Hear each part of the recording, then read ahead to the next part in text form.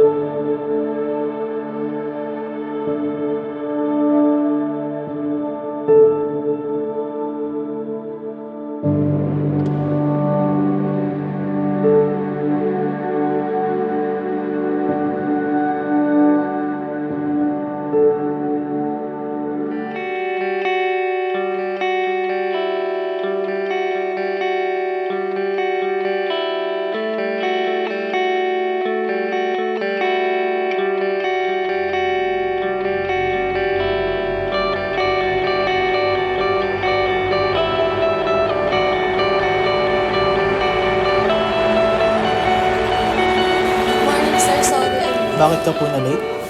Na-late po ako kasi sobrang traffic po. Pwede po ba makuha yung mga resume niyo?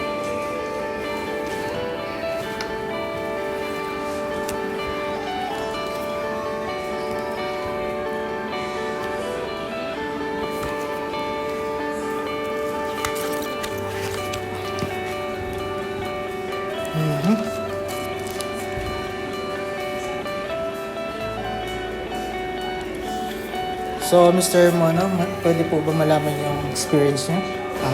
I have some several experience po in the field, and also I applied sa mga different organizations po, and also sa mga organizations po na in-applyan ko.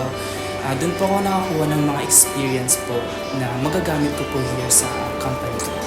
And Miss Mika Jane, pwede rin po bang malaman yung experience niyo? Sir, wala pa po kasi akong experience.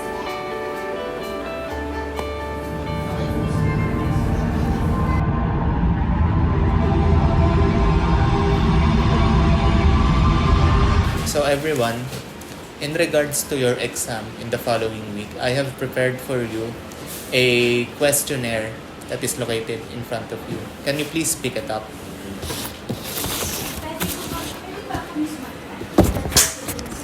So in preparation for an exam, I will be conducting a graded recitation regarding the questions contained in those questionnaires. So, as a starter, would anyone want to answer question number 1? Yes, Miss. D? Correct. Very good. May ano ba D? For question number 2, would anyone want to answer? Yes? Letter C. Very good again. Impressive. And lastly, for our last question, who would like to answer? Yes, sir. Letter A, sir. Very good. You did very well. I hope you can perform this well in the upcoming exam next week. Thank you all, and class dismissed. Goodbye.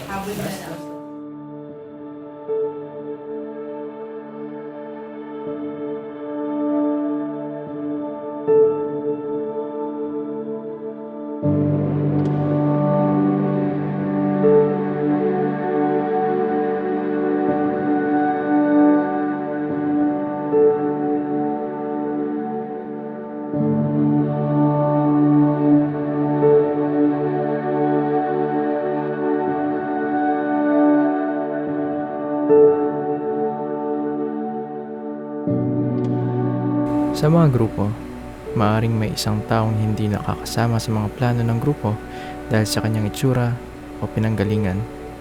Ito rin ay isang halimbawa ng bias at unfair treatment.